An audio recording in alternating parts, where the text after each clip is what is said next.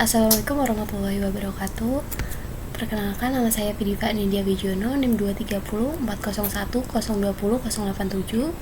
Di sini saya akan membahas mengenai pembahasan soal ujian akhir semester genap sistem operasi tahun ajaran 2024-2025. Lalu selanjutnya adalah overview soal UAS. Yang pertama ada definisi dan fungsi sistem operasi, 2. Karakteristik open dan closed source, 3. Skema dasar sistem komputer, 4. Perangkat I/O, proses, memori, dan perangkatnya, dan yang terakhir adalah langkah instalasi Windows 10. Yang pertama ada definisi dan fungsi sistem operasi.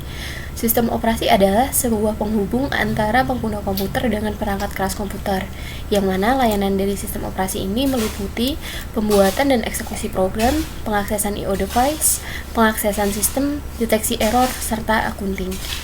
Lalu untuk fungsi dari sistem operasi sendiri adalah untuk mengatur dan mengawasi penggunaan perangkat keras oleh berbagai program, aplikasi, serta para pengguna. 2. Karakteristik open dan closed source.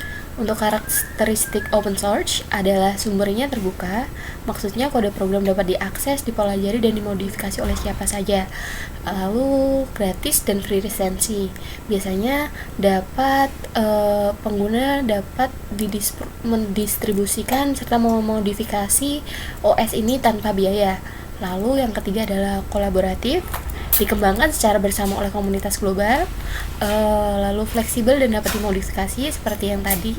Lalu untuk keamanannya tinggi karena dari sistem operasi ini dapat diperbaiki lebih cepat oleh komunitas global. Contoh dari sistem operasi open source adalah Linux.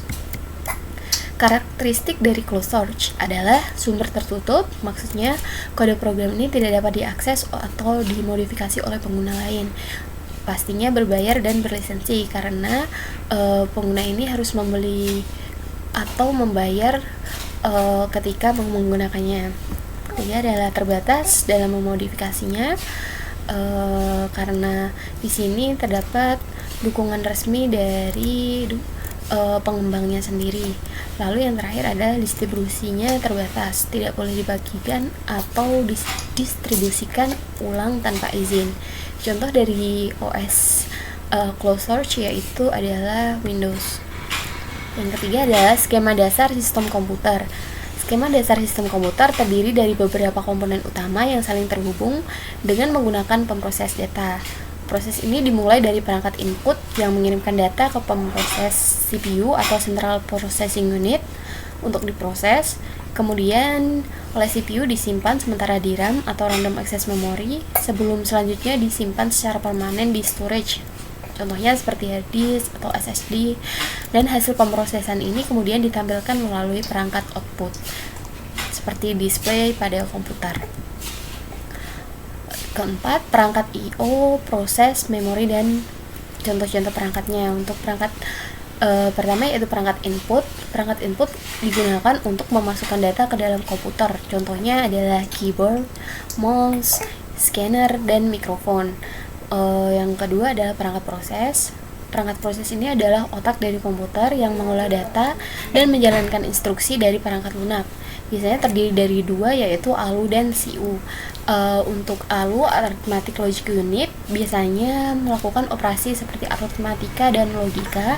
Control Unit digunakan untuk mengontrol jalannya instruksi dan koordinasi antar komponen.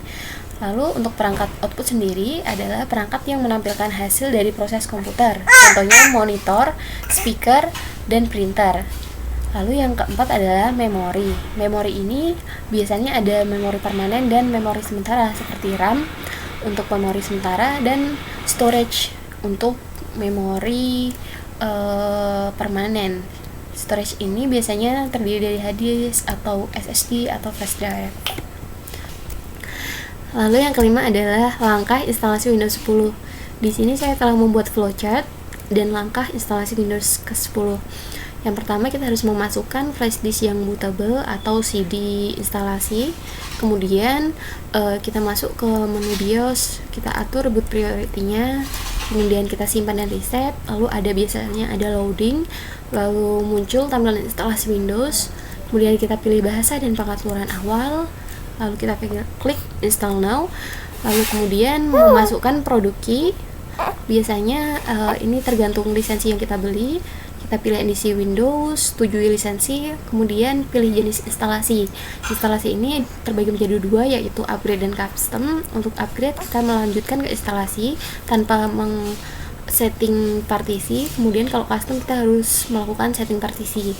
Kemudian proses instalasi akan berjalan, kemudian ada restart otomatis. Biasanya kalau setelah restart ini kita mencabut flash disk yang bootable tadi, kemudian melakukan pengaturan awal Windows sampai instalasi selesai.